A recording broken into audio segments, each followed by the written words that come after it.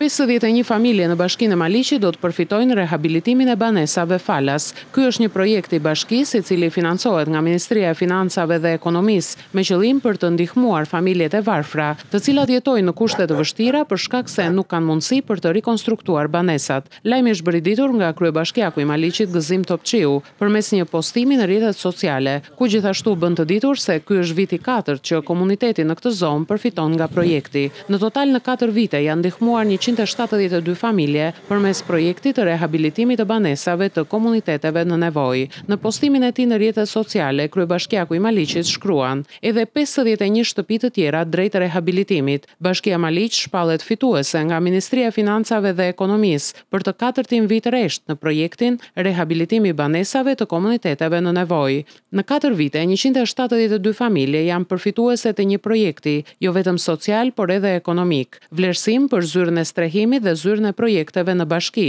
të cilët kanë konkuruar denjësisht e janë shpallur fitues mes 61 bashkive.